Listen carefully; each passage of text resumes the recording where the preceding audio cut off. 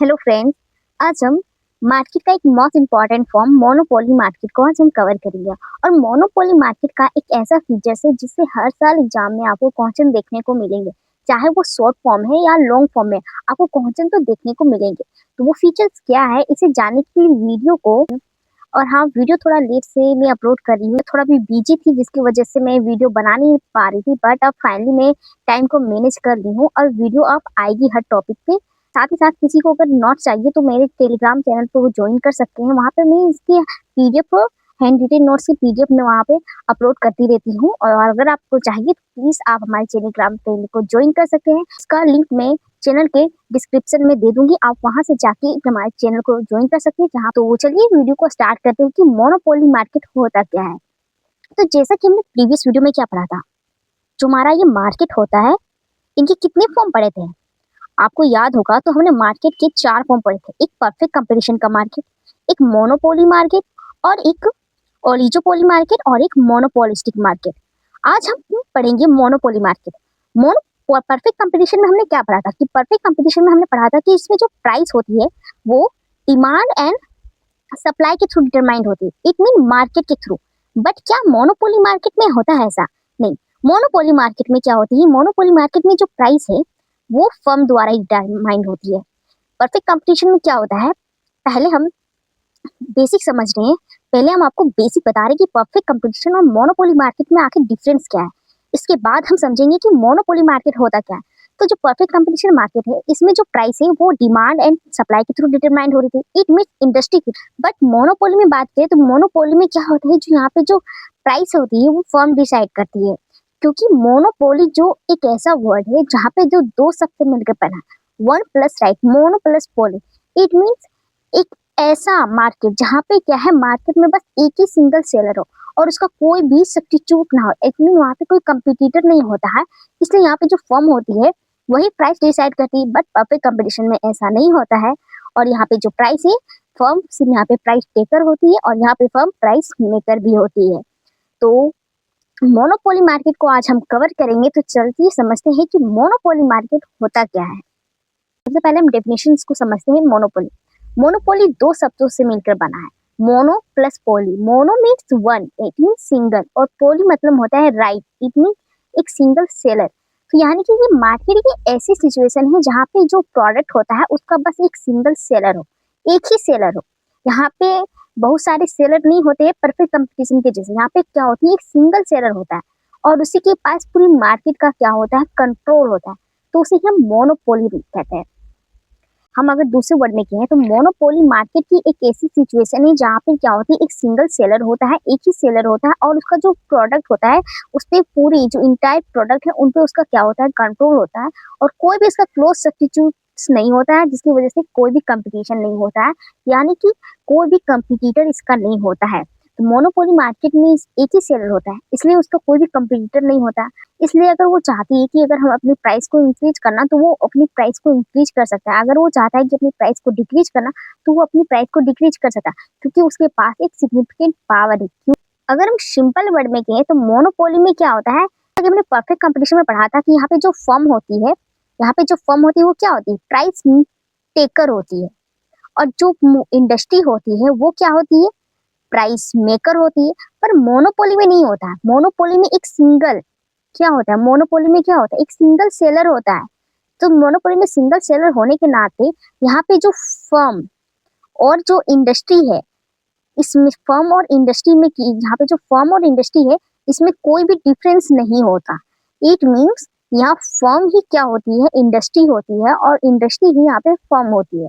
तो जो monopoly market है इसमें फर्म और इंडस्ट्री में कोई डिफरेंस नहीं होता, फर्म ही इंडस्ट्री होती है और इंडस्ट्री ही यहाँ पे फर्म होती है। अब ऐसा क्यों होता है, क्योंकि यहाँ पे सिंगल सेलर होता है, एक ही सेलर होता है, और उसका पूरी मार्केट पे इंटायर प्रोडक्ट पे क्या होती है, उसका कंट्रोल होता है। हमारे फेमस इकोनॉमिस्ट है, अकॉर्डिंग टू मैककोलन के अनुसार, उन्होंने कहा कि जो मोनोपोली है, इट मीन जिसे हम प्योर कंपनी मोनोपोली भी कहते हैं कभी भी, तो वो एक ऐसा मार्केट है जहाँ पे एक सिंगल फर्म होता है, और वो जो प्रोडक्ट तो उसका क्या है, जो उत्पादन करती है उसमें उसका पूरा राइट होता है, और उसका कोई भी क्लोज सब्स्टिट्यूट्स नहीं होता है। की कम से कम एक डेफिनेशन तो आपको याद करनी चाहिए, क्योंकि अगर जब आप एग्जाम में डेफिनेशन भी लिखते हो कि उस इकोनॉमिस्टिक के अकॉर्डिंग क्या कहा गया है, तो आपको मार्क्स मिलने के चांसेस भी हाई हो जाते हैं। तो आप हर किसी का एक तो एक डेफिनेशन आपको याद रखना चाहिए, जो आपको लगता है इजी वो ये डेफिनेशन, क्योंकि ये वो डेफिनेशन इस डेफिनेशन में कोई ज्यादा अंतर नहीं है कि आपको याद करना पड़ेगा पूरा, बस आपको नाम आपको याद रखना है इकोनॉमिस्टिक की, और आपको बस मिलता जुलता डेफिनेशन है ही, और आपको खुद से आप लिख सकते हो। अब मोनोपोली मार्केट के फीचर्स की बात करें, क्योंकि इसके फीचर्स भी बहुत ही ज्यादा इंपॉर्टेंट होते हैं। जैसा कि हमने परफेक्ट कंपटीशन में समझा था कि वहाँ पे एक क्या होती है, लार्ज नंबर में सेलर और बायर भी होता है। बट मोनोपोली में क्या होता है, मोनोपोली में ये फीचर्स की बात करें तो यहाँ पे एक सिंगल सेलर होता है, वन सेलर होता है, और लार्ज नंबर पे बायर, लार्ज नंबर में बायर होता है। No close substitute, it means क्या होता है, नो क्लोज सब्स्टिट्यूशन का मतलब होती है यहाँ पे जो फर्म होती है जो प्रोडक्ट बना रही है उसका कोई सब्स्टिट्यूट नहीं, जैसे कि हो गया इलेक्ट्रिसिटी। अब मार्केट में हमारे यहाँ मार्केट में जो इलेक्ट्रिसिटी वो एक ही कंपनी प्रोवाइड करती है, ऐसा नहीं कि बहुत सारी कंपनी इलेक्ट्रिसिटी प्रोवाइड करने की, एक ही कंपनी है तो वो क्या उसका मोनोपोली, उसको राइट है कि वो, तो उस पर उसका मोनोपोली है। एक जैसे कि आप देखो अडानी इलेक्ट्रिसिटी हो गया। एक सिंपल वर्ड में समझो कि मान लो ये पेन है और इस पेन को बनाने वाला कोई भी कंपनी नहीं है, कोई भी ये सेलर नहीं है जो इस पेन को बेचता हो, तो यहाँ पे इस क्या होती है, नो कोई भी सब्स्टिट्यूट नहीं होता, क्योंकि एक ही वही सेलर है और उसी को पूरी कंट्रोल है उसकी प्रोडक्ट पे, कोई भी उसका दूसरा नहीं है जो सेम उसी तरह का प्रोडक्ट बनाता है। और तो नेक्स्ट फीचर्स क्या है, monopoly as a price maker. Monopoly क्या होती है, हमारी प्राइस मेकर। तो परफेक्ट कंपटीशन में हमने पढ़ा था कि वहाँ पे जो फर्म होती है वो प्राइस टेकर होती है, बट इसमें क्या होगा, जो मोनोपोली है वो प्राइस मेकर। आपको मैं परफेक्ट कंपटीशन और मोनोपोली ये दोनों में आपको कुछ चीजें इसलिए बता रही हूँ क्योंकि आपको डिफरेंस समझ में आ जाए, क्योंकि एग्जाम में आप जाओगे तो आपको डिफरेंस भी आता है कि आप मोनोपोली मोनोपोलिस्टिक में डिफरेंस बताइए, या तो परफेक्ट कंपटीशन मोनोपोली में डिफरेंस बताइए। 3 मार्क्स की 5 मार्क्स में आपको पूछे जा सके, तो इसलिए मैं चीजों को दोनों को मैं आपको बता रही हूँ ताकि आपको डिफरेंस भी साथ ही साथ आपको समझ आए और आपको रटने की नीड ना हो और आप चीजों को इजीली से लिख सके। तो जो मोनोपोलिस्टिक है तो प्राइस मेकर होता है फर्म, क्योंकि यहाँ पे सिंगल सेलर है तो वो प्राइस खुद अकॉर्डिंग अपनी चाहे जब चाहे अपनी अकॉर्डिंग प्राइस को इंक्रीज डिक्रीज कर सकती है। No entry of new firm. Monopoly create होने का सबसे बड़ा फीचर यही है, कोई भी फर्म इंटर नहीं कर सकती है। जबकि परफेक्ट कंपटीशन में क्या हो रहा था, उसमें लार्ज न्यू फर्म इंटर कर सकती है, जब चाहे मार्केट को छोड़ के बाहर जा सकती है, बट इसमें कोई फर्म इंटर नहीं करता। क्यों नहीं करती समझो, मोनोपोली मार्केट में कोई फर्म इंटर क्यों नहीं करती। मोनोपोली मार्केट में क्या होती है, जो न्यू फर्म होती है उसके वो इंटर नहीं कर सकती। क्यों नहीं कर सकती, क्योंकि यहाँ पे जो मोनोपोली में बात करें एक सिंगल सेलर, एक मीन्स वो क्या करता है, लार्ज नंबर में प्रोडक्शन करता है, वो प्रोडक्शन बड़ी मात्रा में करता है और जिसकी वजह से उसका जो कॉस्ट होता है वो बहुत ही ज्यादा कम होता है। जब आप लार्ज नंबर में किसी चीज को प्रोडक्शन करते हो ना तो आपकी कॉस्ट कम आती है, और जब अगर न्यू फर्म इसमें एंटर करती है तो फाइनली कम अमाउंट में प्रोडक्शन करेगी, तो जिसकी वजह से उसकी जो कॉस्ट होती है वो तो ज्यादा होती है, और ज्यादा होने की वजह से वो इस बड़ी वाली फर्म में के सामने टिक नहीं पाती, इसलिए यहाँ पे कोई न्यू फर्म इंटर नहीं करती, इसलिए यहाँ पे जो मोनोपोली और ज्यादा क्रिएट हो जाता है। नेक्स्ट फीचर है हमारा डिमांड कर्व नेगेटिव, यानी कि जो मोनोपोली का जो डिमांड कर्व है वो नेगेटिव। अब इसमें डिमांड कर्व का रोल क्यों आता है, अब समझो।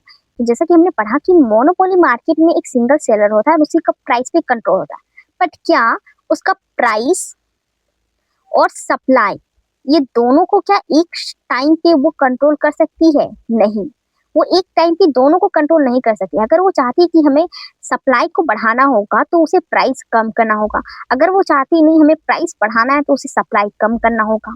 इट मीन्स वो एक साथ दोनों को कंट्रोल नहीं कर सकती है, इसलिए जो मोनोपोली मार्केट का जो डिमांड कर्व है वो नेगेटिव स्लोप होता है उसका, नेगेटिव। क्योंकि जब आपको पता होगा कि जब आप प्राइस बढ़ाते हो तो डिमांड क्या होती है, कम होती है, और जब प्राइस कम होता है तो डिमांड बढ़ती है। तो अगर हम जो सेलर है अगर उसको चाहता है कि नहीं हमारी जो प्रोडक्ट है वो उसकी ज्यादा से ज्यादा डिमांड हो, तो ज्यादा से ज्यादा डिमांड होने के लिए उसको प्राइस कम करना पड़ेगा। और अगर चाहती कि नहीं मेरी प्राइस से ज्यादा हो मेरी डिमांड कम हो, तो उसके लिए उसको क्या करना पड़ेगा, प्राइस इंक्रीज करना होगा डिमांड कम करने के। इसलिए यहाँ पे जो मोनोपोली मार्केट में जो डिमांड कर्व होता है वो नेगेटिव होता है, क्योंकि वो दोनों प्राइस एंड सप्लाई दोनों को एक साथ कंट्रोल नहीं कर सकती। अब मोनोपोली मार्केट का एक सबसे इम्पोर्टेंट फीचर है वो है ये प्राइस डिस्क्रिमिनेशन। और प्राइस डिस्क्रिमिनेशन एक ऐसा फीचर है जिससे आपको हर साल एग्जाम में क्वेश्चन चाहे शॉर्ट फॉर्म या लॉन्ग फॉर्म में देखने को मिलते हैं।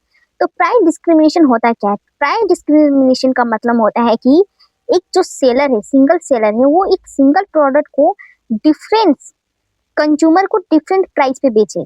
तो समझ लो कि इस मोनोपोली मार्केट में जो प्राइस डिस्क्रिमिनेशन कैसे होगा।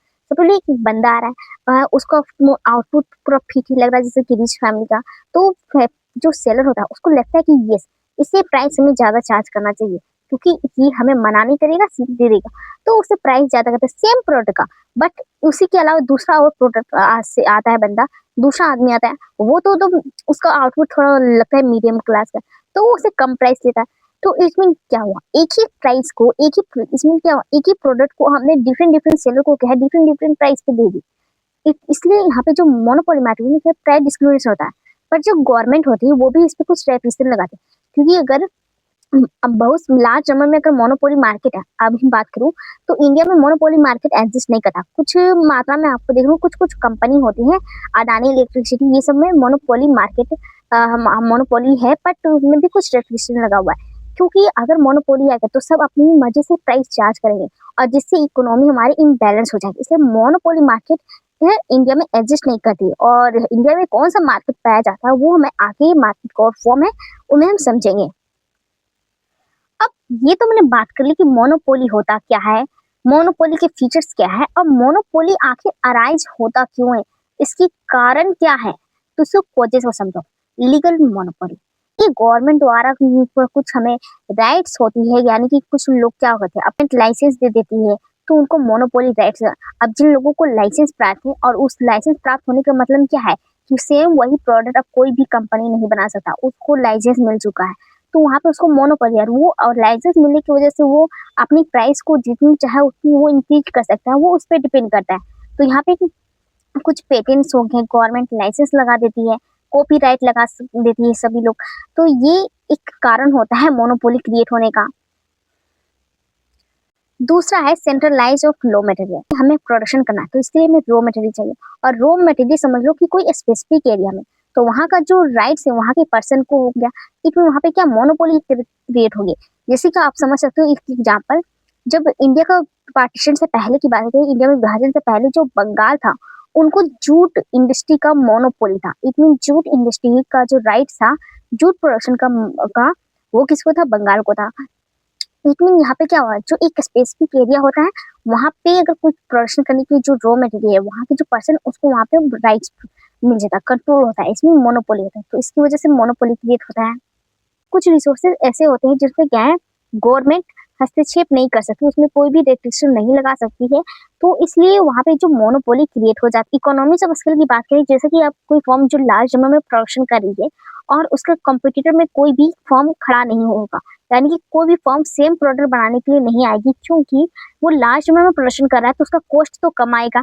जबकि उसके जो कंपटीटर में जो फर्म है, जो न्यू फर्म है, अगर वो प्रोडक्शन करना चाहती है तो उसकी कॉस्ट तो हाई आएगी। इसलिए वहाँ पे जो इकोनॉमिक्स ऑफ स्केल की वजह से भी मोनोपोली क्रिएट होता है, क्योंकि यहाँ पे प्रोडक्शन करने वाले जो फर्म है उसका कोई भी कंपटीटर नहीं। मिलते हैं नेक्स्ट वीडियो में जिसमें हम समझेंगे कि जो मोनोपोली मार्केट है उसको परफेक्ट कंपटीशन के ही जैसा यहाँ पे super normal profit, normal profit और लॉस भी फेस करती है। तो नहीं नेक्स्ट वीडियो में।